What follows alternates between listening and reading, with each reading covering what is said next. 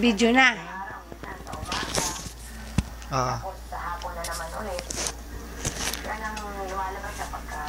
Kal, sarap nyo ah. Ang bagay na ito ay labis na ipinangamba ng aling informante. Pwede niyang gawin lahat ng gusto niya dahil wala naman siyang bantay. Wala siyang bantay na galing. Naka-headband ka pa dyan. Baka ano ko. Para kang... Inilarawan sa amin ni Annie ang itsura ng inmate na tinukoy niya. Kal, ang ganda. Ano mo na? Ang tagal na din naka-standby Ha? ang grupo sa harap ng ginagkahang tindahan.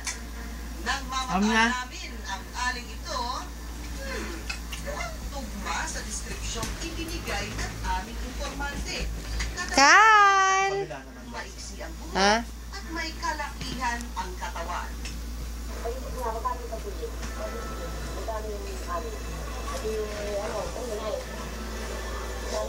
Ano ba yan?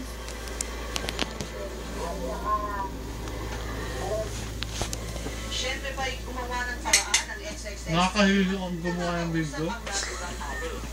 At di kami na Kal! Ano yan? naman palang suplada ang aming tinaman-manang sa Asan si Tita Ninang? Asan? Asan si Tita Ninang? Si Tito Ninong, asan? Asan si Tito Ninong? Ayoko na mag-video. Asan si Tito Ninong? iyon ang unang araw ng Asan? namin sa kanya. Day 2 ng surveillance. Bandang alas Asan si Papa? Ayun. huli namin mamataan sa labas ng kulungan Ay, makita yung arinula. upang huwag makahalata, hindi na Kal! nakutan si Betty pagkatapos niyang bumili sa tindahan. Sa halip, Hag na. Ay, ikaw na. Ay, tama na. pumwesto sa Ala. Pateros Municipal Jail. Mahigit kalahating oras din kami nag-abang bago namin muling nasipa itong si Betty na may dalang plastic na puno ng mga pinamili. Gayunman, sa pagkakataong ito, Kal! may kasama siya na isang lalaki. Kal! Tuloy-tuloy na pumasok sa loob ng municipal jail ang dalawa. Nang matiyak na ng grupo na nakabalik na sa loob ng kulungan ang aming pinansyagan, personal kong pinuntahan ang tanggapan ni Regional Director ng Bureau of Jail Management and Penology upang i-background check kung talaga nga ba inmate sa Pateros Municipal Jail itong si Betty na pinatitiktikan nga sa amin ng tipster na si Annie.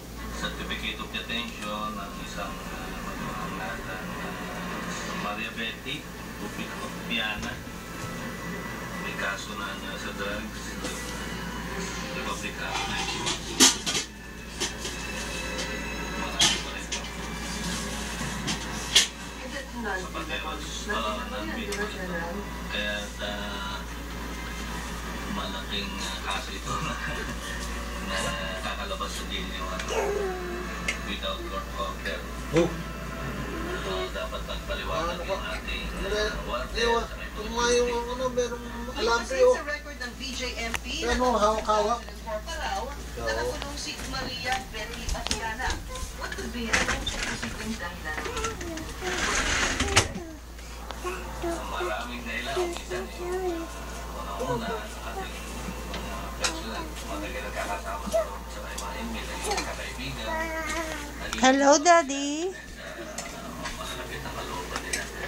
Pero Hello, Daddy. Dali. Hello, Daddy. yung mga ganyan, Iginiit rin ng BJMP nang nabidyang pagliliwaliw nitong preso ng Pateros Municipal Jail at maging itong Aakyat na yan. ng droga at Hoy, aakyat na yan, oh. ay malinaw daw na isang kapabayaan na dapat panagutan ng warden at mga jail guards. Pero, ano mo ba ito? Diretso sa opisina ng warden? Ang responsibility. saan ito yan? Ang responsibility, kahit ang sabihin natin wala siya, kung hindi niya sinigurado na yung naiwan niya mga tao doon, lalo ng deputy niya, ay hindi nagawa ng tama, mananagot pa rin siya. Sa patuloy kong paggalap ng impormasyon mula sa case holder ng inmate na si Maria Betty Opiana, ay nadiskubre ng XXX na ang Pateros Police Station pala ang nagsampa ng kaso laban sa kanya. Kaya naman Kal! Shh, Kyle! Nasaan si Kyle? Hanapin mo nga.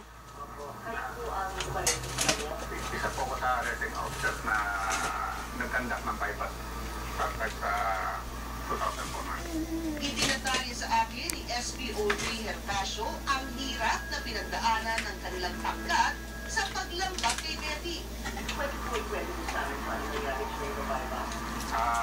Mayroon pong kaming asset na pinabili ng Kyle? doon mismo sa bahay nila Betty.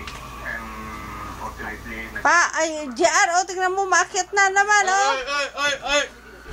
siya bumang. No! Kanina, nakakyat na dyan. Nagkaroon ng pagtatalo.